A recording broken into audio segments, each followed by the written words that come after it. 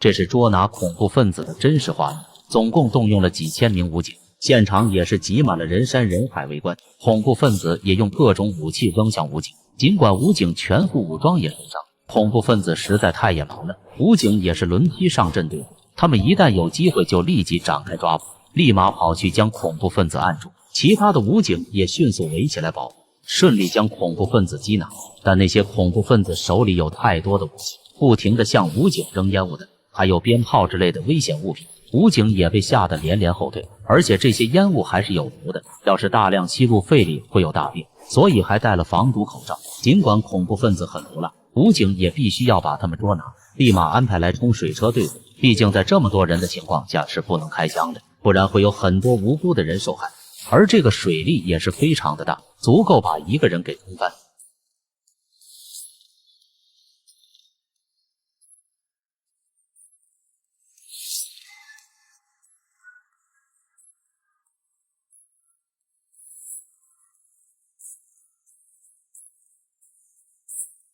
其中還有一名記者現場被衝翻倒在地，頭部撞擊石塊，當場領盒飯。沖水車停後，恐怖分子越來越氣憤囂張，大量的向武警扔烟毒物劑，現場也越來越混亂。這些恐怖分子就像亡命之徒一樣，面對幾千名武警一點都不帶怕的。由於這件事情鬧得非常大，很多的記者和媒體朋友都到現場來拍攝記錄，都希望在第一時間報道出來。這件事當時也是轟動了整個加州，那些恐怖分子越來越強勢，武警依然還是不敢靠近去抓他。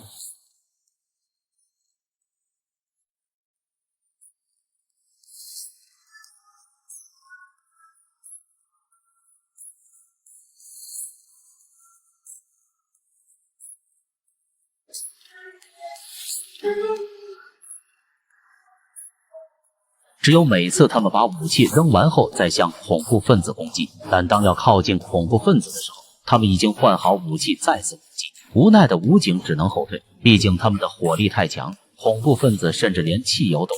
有，要是武警不後退就會燒到自己。這些歹徒全靠拿命的，他們只有兩個選擇，不是打贏就是被他們抓捕，投降是肯定不會的，就算是戰死也不會屈服，所以他們就會想盡一切辦法去對付。畢竟被抓捕了可沒有什麼好果子吃。過了一會後又調來一批武警，恐怖分子眼看不是對手，他們就開始用汽油燒房，秒秒鐘的時間就燃燒起大火。沒辦法的武警只能先去救火，不然要是燒起來對民眾的損害太大，現在的武警也顧不了那麼多，必須要想辦法盡快控制，不然還不知道要發生多大的事來。這是武警集中精力全力以赴衝向歹徒，歹徒感到害怕後撤退，這才終於把歹徒趕跑。視頻也純屬國外抓捕現場，請大家千萬不要模仿。